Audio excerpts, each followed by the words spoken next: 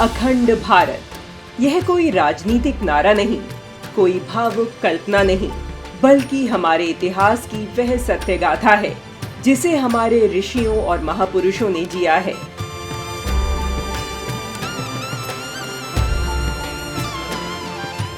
भारत कोई सीमित भूभाग नहीं था।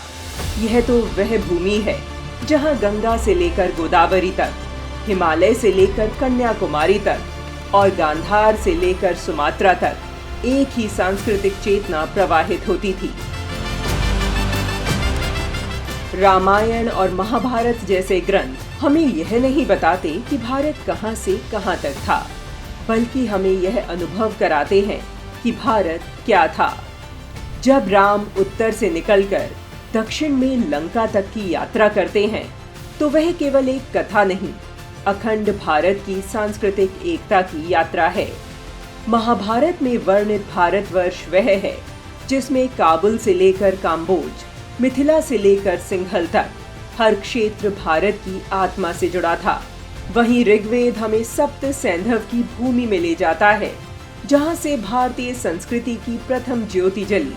सतलुज, सिंधु, ब्यास, चिनाब, सरस्वती, वित्सता, रावी, ये नदियां केवल जलधाराएं नहीं, यह भारत के लोगों की रगों में बहता जीवन है।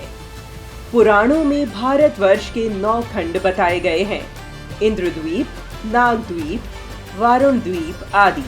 ये द्वीप इस बात के साक्षी हैं कि भारत की संस्कृति कभी भूगोल से सीमित नहीं रही। महापुरुषों ने अखंड भारत को केवल इतिहास नहीं, भविष्य की आवश्यकता माना है। भारत माता फिर से अखंड होकर विश्व गुरु बनेंगी, यह योगी श्री अरविंद का स्वप्न था। अब आप सोचिए, क्या कोई ऐसा देश है जिसके तीर्थ एक छोर से दूसरे छोर तक फैले हों, जहां शिव के 12 ज्योतिर्लिंग हिमालय से लेकर समुद्र तक हमें एक सूत्र में बांधते हों। अखंड भारत केवल सीमाओं का नहीं, समरसता का विचार है। एक ऐसा भारत जहां भाषा भिन्न हो सकती है, पर भावनाएं एक हैं, जहां पूजा की विधि अलग हो सकती है, पर आराध्य के प्रति भक्ति भाव एक है। आज जब कुछ कुंठित मानसिकता के लोग अपने राजनीतिक स्वार्थ के लिए क्षेत्रवाद और भाषावाद के आधार पर समाज में विभाजन पैदा करने का षड्यंत्र रच रहे हैं, तब हमें अपने ग्रंथों, अपने गौरवशाली इतिहास और अपनी आत्मा को सुनना होगा।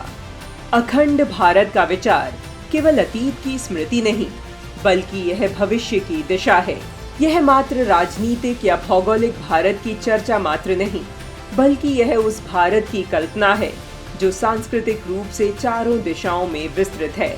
यह उस सांस्कृतिक भारत की कल्पना है जिससे वसुधैव कुटुंबकम का भाव उदित होता है। विभिन्न संकटों से जूझते विश्व के कल्याण के लिए सांस्कृतिक अखंड भारत के विचार का पुष्पित होना अनिवार्य है। आइए इस बात पर विचार करें कि हम अपने गौरवशाली इतिहास को केवल पढ़ेंगे नहीं, उसे पुनर्जीवित करेंगे, क्योंकि अखंड भारत कोई कल्पना नहीं, हमारे इतिहास की सत्य गाथा है।